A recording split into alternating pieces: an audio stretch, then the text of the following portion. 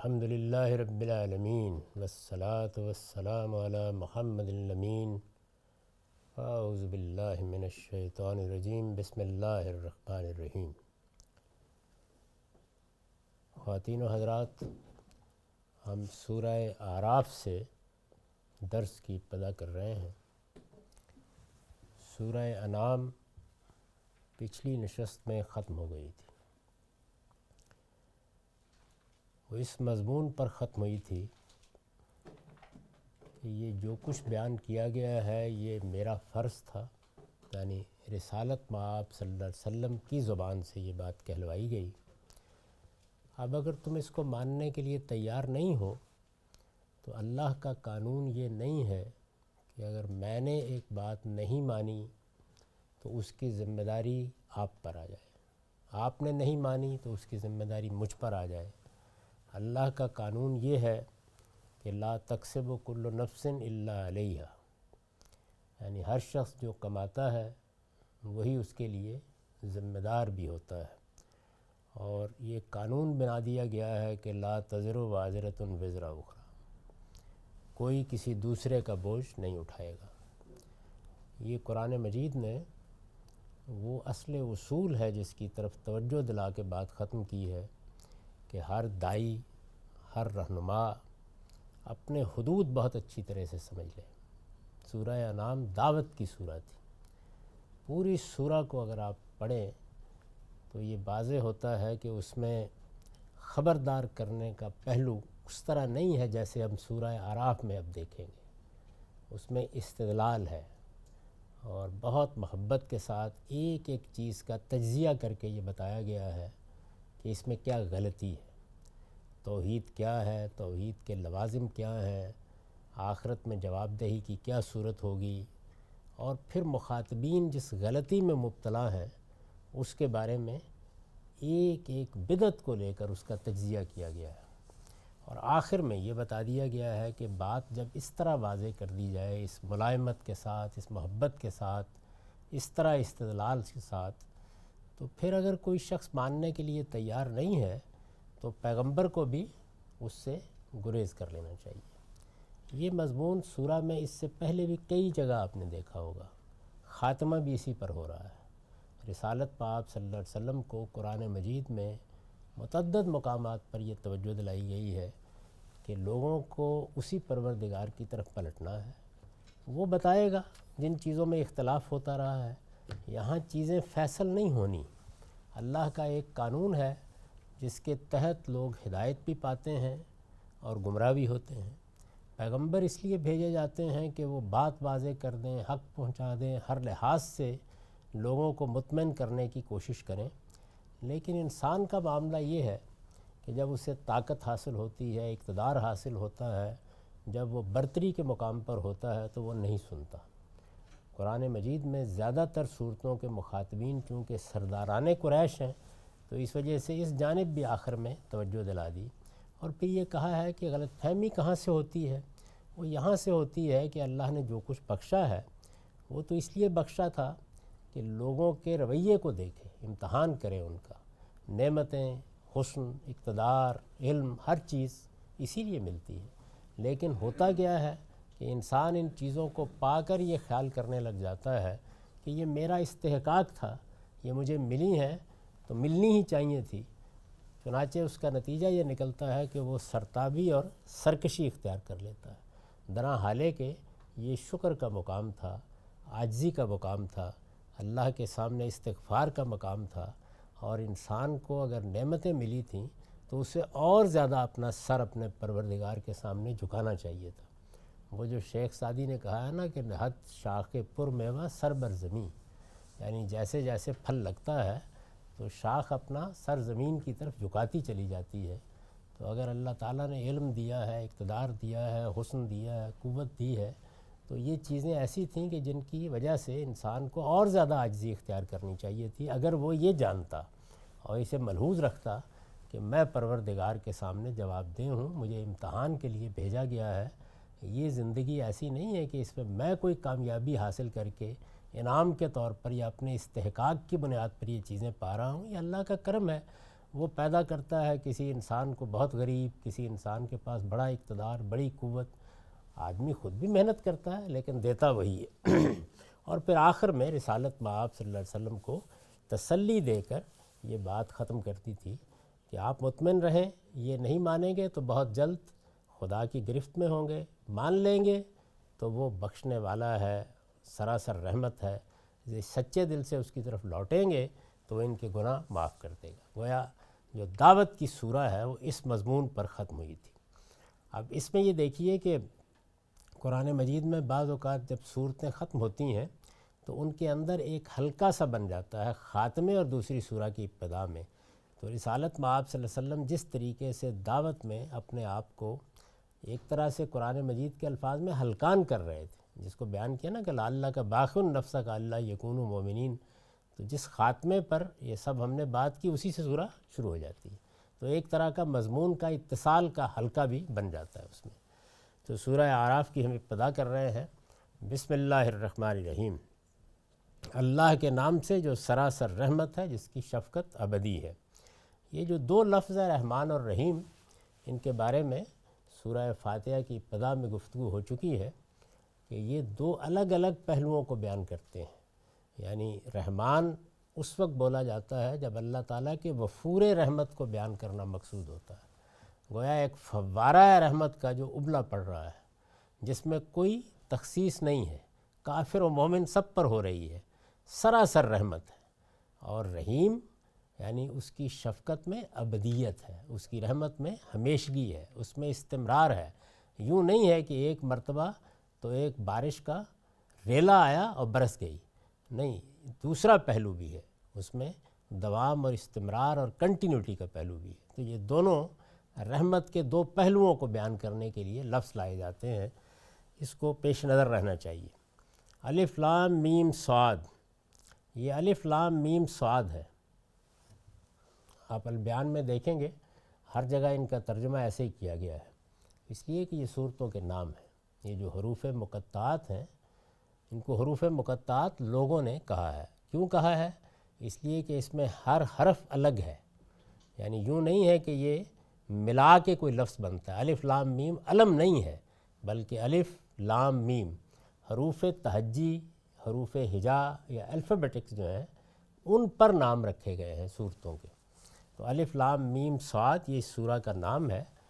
یہ سورہ اعراف جو ہم اس کو کہتے ہیں، یہ اللہ تعالیٰ کے رکھا ہوا نام نہیں ہے، بلکہ صورتوں کے جو نام عام طور پر رائج ہیں، جیسے سورۃ البقرہ، سورۃ آل عمران، اسی طرح سے اعراف، اسی طرح سے انعام، یہ اللہ تعالیٰ کے رکھے ہوئے نام نہیں ہیں، یہ صحابہ کرام نے رکھ دیے ہیں. اور یہ آپ دیکھیں کہ بہت سے مصاحف میں مختلف بھی ہوتے ہیں. مثلا ہمارے ہاں سورۃ الدہر ہوگا، آپ عرب ممالک کے مصاحف دیکھیں تو وہاں سورۃ الانسان ہوگا. کسی خاص لفظ کو دیکھا، کسی نمایاں چیز کو دیکھا تو اس کا نام رکھ دیا. بلکہ اہل علم یہ بھی بتاتے ہیں کہ نام رکھنے کا یہ عمل بھی تدریجاً ہوا ہے. یعنی پہلے مرحلے میں کیا ہوا، چونکہ قرآن مجید میں یہ تھا کہ بہت سی صورتیں تھیں جن کے کوئی نام نہیں تھے، بعض صورتوں کے نام تھے، جیسے کہ اس سورہ کا نام.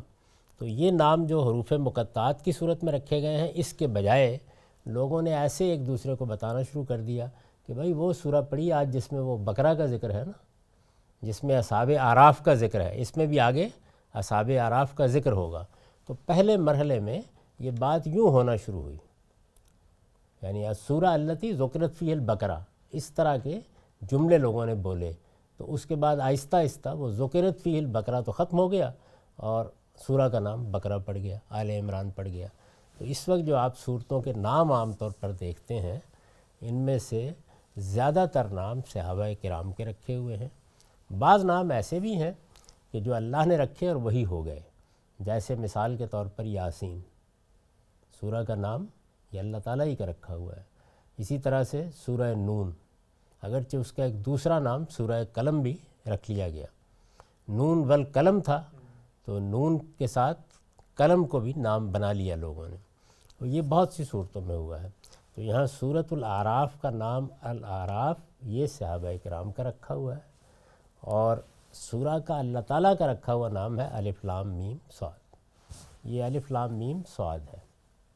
یہ جتنے بھی حروف مقطعات ہیں سب صورتوں کے نام ہیں۔ یہ چونکہ صورتوں کے نام ہیں تو اس وجہ سے ان کا ترجمہ اس طرح کرنا چاہیے جس طرح کیا گیا ہے کہ یہ الف لام میم صاد ہے، جیسے آپ کہیں یہ سورہ بقرہ ہے، یہ سورہ اعراف ہے، ایسے کرنا چاہیے اس کا ترجمہ۔ اس پر میں نے نوٹ لکھا ہے کہ اس جملے میں مبتدا عربیت کی روح سے محذوف ہے، یعنی اس میں یوں تھا اصل میں کہ حاضر ہی الف لام میم صاد، یہ سورہ الف لام میم صاد ہے۔ تو عربی زبان میں بعض اوقات یہ جو پہلے حصے ہوتے ہیں وہ ہم بھی حذف کر دیتے ہیں بعض اوقات۔ آپ اچانک اگر سانپ دیکھ لیں تو آپ یہ نہیں کہیں گے کہ یہ سانپ ہے، کہیں گے سانپ۔ تو اس میں دیکھیے مبتدا بھی حذف ہو گیا، یہ مبتدا ہے وہ بھی حذف ہو گیا، اور وہ حرف جو رابطے کا کام کر رہا تھا وہ بھی حذف ہو گیا۔ تو بالکل اسی طریقے سے الف لام میم صاد۔ ایسے ہی جب ہم کسی مقالے کا یا کسی کتاب کا عنوان بیان کرتے ہیں، جیسے یہ کتاب میرے سامنے پڑی ہوئی میری مقامات، تو اصل میں آپ غور کریں تو یہ زبان کے لحاظ سے یہ بھی یہ مقامات ہے، لیکن اس میں جملے کا ایک حصہ omit کر دیتے ہیں، حذف کر دیتے ہیں بولنے میں۔ ایسا ہی یہاں بھی ہوا ہے۔ اس جملے میں مبتدا عربیت کی روح سے محذوف ہے، اسے کھول دیجئے تو پوری بات یوں ہوگی حاضر ہی الف لام میم صاد، یعنی یہ پورا جملہ تھا جس میں سے حاضر ہی ختم ہو گیا اور اب یہ الف لام میم صاد ہے۔ اردو میں جب آپ ترجمہ کریں یا کسی دوسری زبان میں تو ان چیزوں کو کھول دینا چاہیے۔ اس کی وجہ یہ ہے کہ یہ اسالیب لوگوں کے لیے مانوس نہیں رہے، تو پھر وہ بعض چیزوں سے غیر متعلق ہو جاتے ہیں۔ اصطلاح میں انہیں حروف مقطعات کہا جاتا ہے، یعنی یہ جو حروف ہیں الف لام میم صاد، الف لام میم، الف لام میم را، صورتوں کے شروع میں، تو ان کا لوگوں نے، اہل علم نے حروف مقطعات نام رکھ دیے۔ مقطعات یعنی جو توڑے گئے ہیں، جو جملہ نہیں بنے یا لفظ نہیں بنے، الگ الگ ہیں۔ اصطلاح میں انہیں حروف مقطعات کہا جاتا ہے، اس لیے ضرورت نہیں ہے کہ تمام جلیل القدر اہل علم نامی کے طور پر مانتے ہیں ان کو، اور بعض صورتوں میں تو یہ نام بنے ہوئے ہیں باقاعدہ، جیسے میں نے یاسین کی مثال دی، جیسے نون کی مثال دی، یہ بنے ہوئے ہیں نام، اس سے سورہ قاف کی مثال دی۔ تو بعض جگہوں پر دوسرا نام زیادہ معروف ہو گیا ہے، یعنی نام ہر جگہ ہی تھے لیکن بقرہ کو سورہ الف لام میم نہیں کہا، سورہ بقرہ کہنا شروع کر دیا لوگوں نے۔ پھر یہ کہ چونکہ یہ مشترک بھی تھے بعض صورتوں میں اور مضمون کے اشتراک پر دلالت کرتے تھے، گویا دو صورتوں کا ایک ہی نام رکھ دیا۔ تو جو عربوں کا ذوق نام رکھنے کا ہے، کہتے ہیں نا کہ ایک صاحب نے اپنے تمام بیٹوں کا نام طلحہ رکھ دیا تو انہیں طلحۃ الطلحات کہا جاتا تھا، اپنا بھی یہی تھا، یعنی اپنا نام بھی وہی، 10-12 بیٹوں کا نام وہی۔ تو یہ عام طور پر عربوں کے ہاں کے ذوق کی رعایت ہے۔ تو میں عرض کر رہا تھا کہ یہ نام کیوں رکھے اللہ تعالیٰ نے، یہ ایک سوال پیدا ہوتا ہے۔ اس پر اہل علم بہت کچھ غور کرتے رہے ہیں، کیونکہ کوئی چیز براہ راست رسالت مآب صلی اللہ علیہ وسلم سے اس میں نہیں ملی، تو لوگوں نے اپنے طور پر یہ جاننے کی کوشش کی کہ نام کیوں رکھے گئے۔ اس سے پہلے کہ میں اس میں اپنے رجحان کی طرف اشارہ کروں، یہ بات میں عرض کر دوں کہ سورہ کا نام کیوں رکھا گیا۔ مثال کے طور پر صحابہ نے نام بقرہ رکھ دیا، اگر ہمیں نہ بھی معلوم ہو کہ بقرہ کے کیا معنی ہے تو اس کا سورہ کے مضمون مفہوم سے کوئی تعلق نہیں ہے، یعنی ایک علامت سے نام رکھ دیا۔ عربوں کا ذوق یہی ہے۔ تو یہ جو نام ہے یہ اصل میں قدیم حروف ہجا کے معنی پر رکھے گئے ہیں۔ یہ جو آپ کے الفابیٹس ہیں یا حروف ہجا ہیں، تہجی کے حروف جن کو کہتے ہیں، الف با جس کو کہتے ہیں، یہ عربی زبان کے حروف اصل میں قدیم عبرانی میں اپنے اصل کے ساتھ موجود ہیں، اس وقت بھی موجود ہیں۔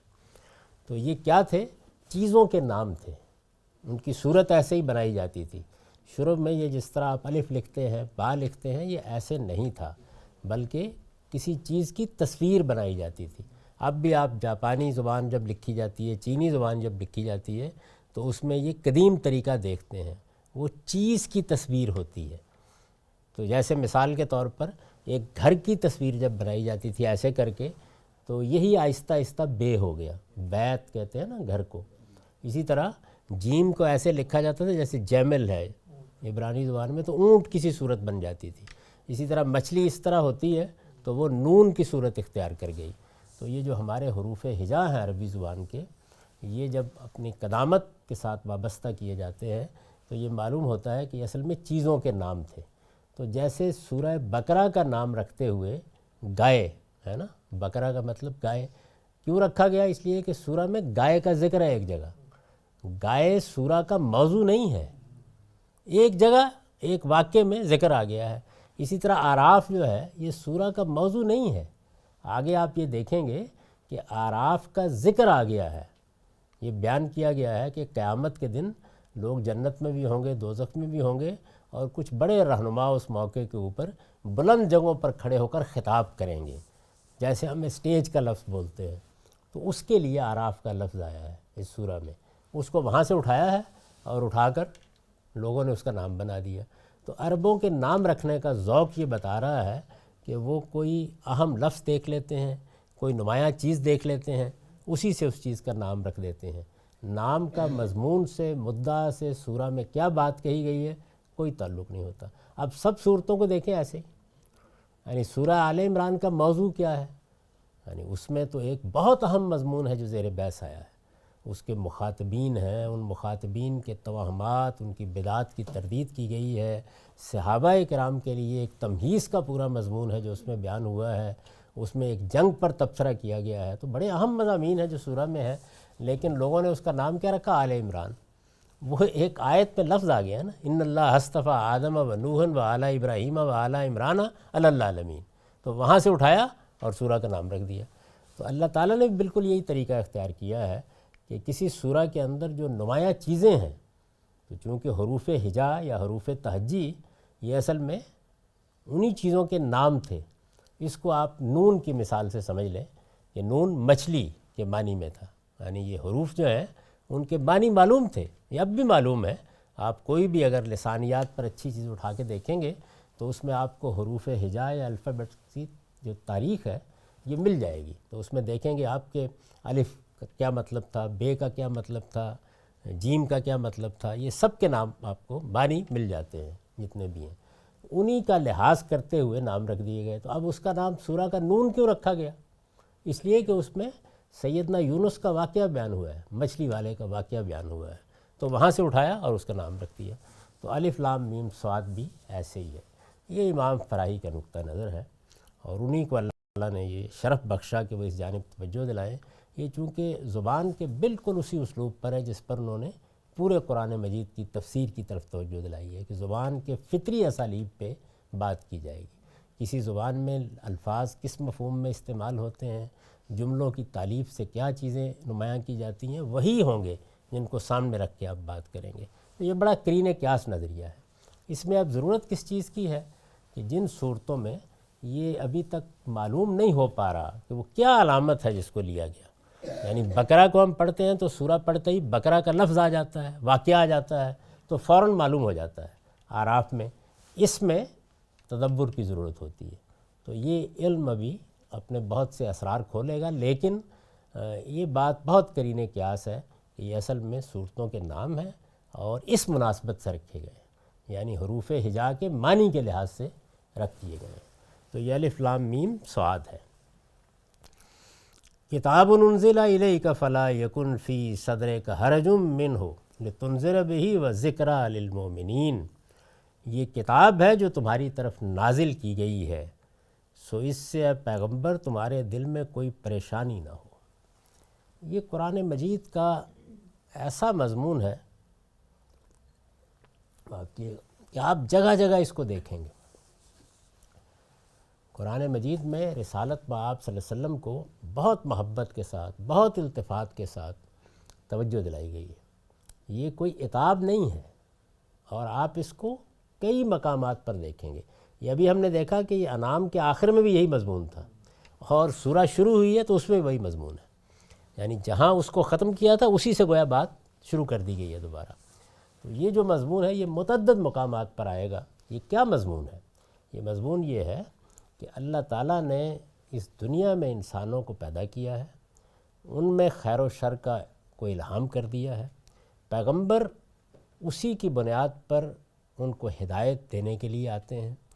جب وہ آتے ہیں تو پوری دلسوزی کے ساتھ، پوری محبت کے ساتھ اس کام میں لگ جاتے ہیں کہ وہ لوگوں کو اس سے نکالیں. لیکن اللہ کے قانون کے مطابق ہدایت اسی کو ملنی ہے جو اپنے اندر موجود ہدایت کی قدر کرے گا. تو اب پیغمبر اپنی جان ہلکان کر دے رہے ہوتے ہیں، وہ ایک ایک دروازے پر دستک دیتے ہیں، ان کے اندر شدید تمنا ہوتی ہے کہ ان کی قوم ایمان لے آئے۔ انہیں چونکہ یہ بھی معلوم ہوتا ہے کہ اگر یہ ایمان نہیں لائیں گے تو یہ عذاب کی زد میں ہے، تو جو شفقت، جو محبت، جو التفات، جو اپنے مشن کے ساتھ وابستگی پیغمبر میں ہوتی ہے، اس کا اظہار ہوتا ہے اس میں کہ وہ اس کی پرواہ نہیں کرتے کہ یہ کون لوگ ہیں، یہ کیسے لاخیرے ہیں، یہ کس طرح استہزاء کا نشانہ بنا رہے ہیں، یہ کس طرح سے مذاق اڑا رہے ہیں۔ وہ گویا ان کے پیچھے پڑ جاتے ہیں، ان کے درپے ہو جاتے ہیں کہ یہ کسی طرح ایمان لے آئے، جس کو رسالت مآب صلی اللہ علیہ وسلم نے خود بھی بیان فرمایا ہے کہ میں تو تمہیں پیچھے سے کھینچ رہا ہوں کہ تم اپنے آپ کو آگ میں ڈالتے چلے جا رہے ہو۔ یہ وہ چیز ہے جس پر رسالت مآب صلی اللہ علیہ وسلم کو جگہ جگہ توجہ دلائی گئی ہے۔ یہ مضمون قرآن مجید میں آپ کو بہت ملے گا، اور یہ کوئی عتاب کا مضمون نہیں ہے، یہ کوئی اللہ تعالیٰ کی ناراضی کا مضمون نہیں ہے، بلکہ بہت محبت سے اس میں اگر کوئی عتاب ہے تو اس کا رخ ان لوگوں کی جانب ہے کہ کیوں پیچھے پڑے ہوئے ہیں آپ ان کے، کیا ضرورت ہے جان ہلکان کرنے کی، آپ اپنے آپ کو کس مشقت میں ڈال دیں گے۔ تو یہ سورہ بھی اسی مضمون سے شروع ہوئی ہے، اور آپ دیکھیں گے کہ یہ کئی اسالیب میں جگہ جگہ آتا چلا جائے گا۔ یہ کتاب ہے جو تمہاری طرف نازل کی گئی ہے، کتاب انزل الیک فلا یکن فی صدرک حرج من، سو اس سے اے پیغمبر تمہارے دل میں کوئی پریشانی نہ ہو۔ یعنی اب یہ بھاری بوجھ ہے۔ دوسری جگہ آپ دیکھیں قرآن مجید نے اسی تعبیر کو اختیار کیا، جب رسالت مآب صلی اللہ علیہ وسلم کو انذار عام کے لیے کھڑا کیا گیا، یہ کہا گیا کہ آپ اب عرب کے سرداروں کو عام پکاریں، خبردار کریں، تو اس میں خود اللہ تعالیٰ نے یہ کہا کہ انا سنلقی علیک قولا ثقیلا، ہم آپ پر ایک بڑی بھاری ذمہ داری ڈال رہے ہیں، یہ آسان نہیں ہوتا۔ تو اب آپ خود اس سے اندازہ کیجئے کہ ہم لوگ کچھ دین کی دعوت کا کام کرتے ہیں، کوئی لوگوں کو دین سکھاتے ہیں یا بتاتے ہیں، تو آپ آ گئے، کوئی 10 اور لوگ سننے کے لیے تیار ہو گئے، کوئی دنیا میں کسی نے بات کر لی، اگر ذمہ داری یہ لگا دی جائے کہ اس پورے شہر کو بیدار کرنا ہے، تو آپ اندازہ کر سکتے ہیں کہ یہ قول ثقیل ہے، آسان کام نہیں ہے۔ ظاہر ہے کہ شہر تو اٹھ کھڑا ہوگا نا، پھر جب آپ شہر کے بڑوں کے دروازوں پر بھی دستک دے دیں گے، آپ ان کے پورے نظام کو چیلنج کر دیں گے۔ نظام سے میری مراد نظام فکر۔ ظاہر ہے کہ ہر معاشرہ کچھ اپنے مقدمات پر کھڑا ہوتا ہے، تو آپ جب اسے چیلنج کریں گے تو اس کے نتیجے میں رد عمل ہوگا، اور اس میں پیغمبر پر جو گزرتی ہے اس میں یہ بڑے التفات کے، بڑی محبت کے، یعنی غیر معمولی۔ دیکھیے پیچھے بھی میں نے جو آخر میں نوٹ لکھا ہے اس میں یہی بتایا ہے کہ آپ نے دعوت دے دی، آپ نے پیغام پہنچا دیا، آپ نے اپنی ذمہ داری پوری کر دی، آپ پر ان کے ایمان لانے کی کوئی ذمہ داری نہیں ہے، خدا نے آپ پر یہ ذمہ داری نہیں ڈالی، آپ اطمینان رکھیں۔ یہ التفات، تسلی اور محبت کے مضامین ہیں، لیکن آئے بہت جگہوں کے اوپر ہیں، متعدد مقامات پر آئے ہیں۔ یعنی آپ دیکھیں گے اگر آپ اس کو گننا شروع کریں تو قرآن مجید میں یہ مضمون اتنا زیادہ آیا ہے کہ گویا اس میں ہدایت اور ضلالت کا قانون بھی نمایاں ہوتا ہے، اور پیغمبر کو اپنی دعوت اور اپنے مشن سے کیا محبت تھی اور آپ کس طرح اپنی جان اس میں لگا رہے تھے اس کا بھی اظہار ہوتا ہے۔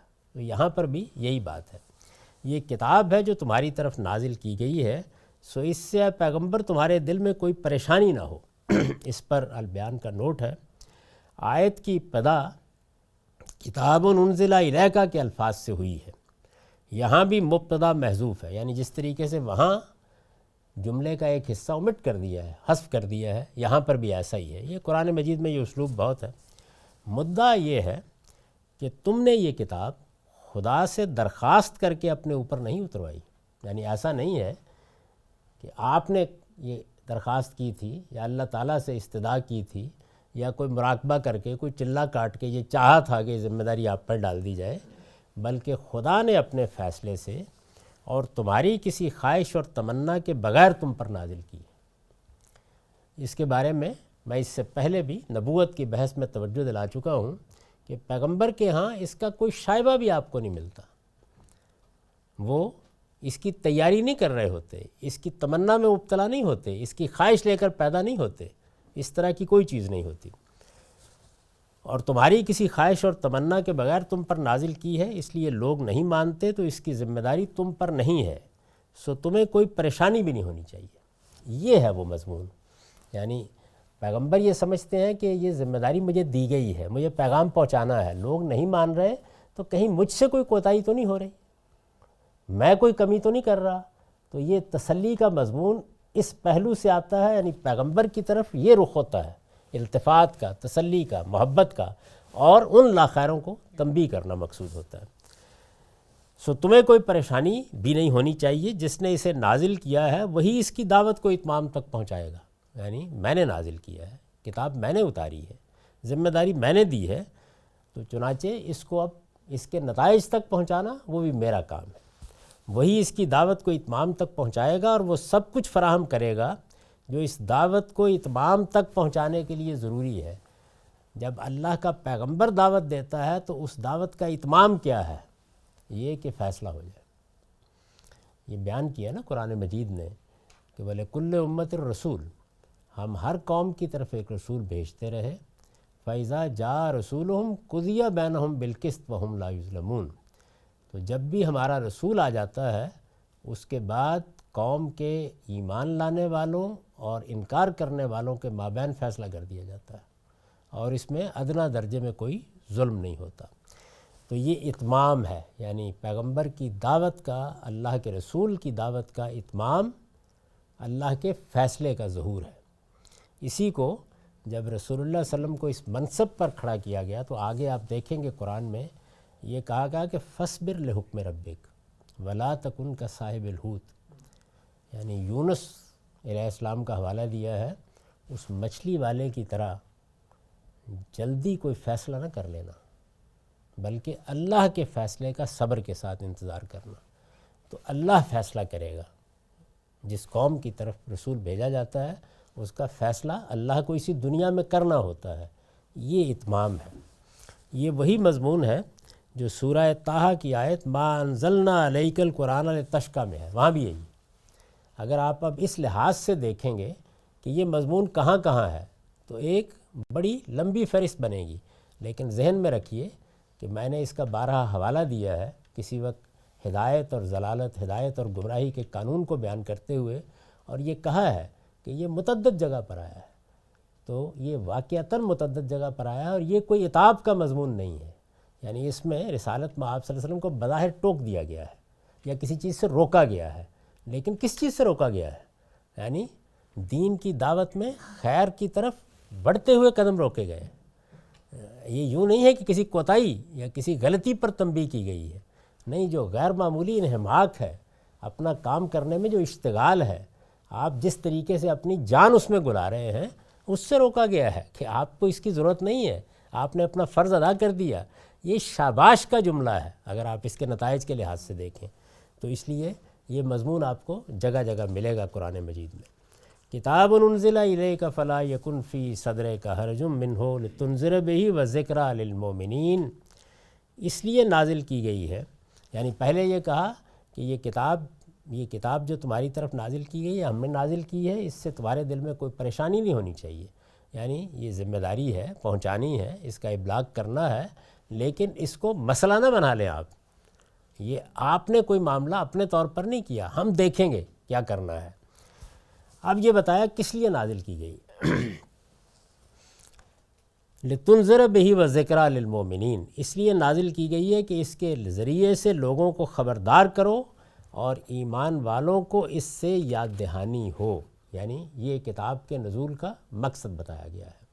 تو اب دیکھیے کہ یہاں کیا چیز ہے کہ جب بھی یہ کتاب آئے گی، خدا کا پیغمبر اس کو پیش کرے گا تو دونوں چیزیں ہوں گی، وہی بشارت اور انذار۔ اہل ایمان کے لیے یہ تذکیر کا ذریعہ بنے گی، اور جن لوگوں کو مخاطب کیا جائے گا وہ کون ہیں؟ جو منکرین ہیں، ان کو خبردار کیا جائے گا۔ یہ اس کا مقصود ہے، پیغمبروں کی دعوت کا مقصود بھی یہی ہے۔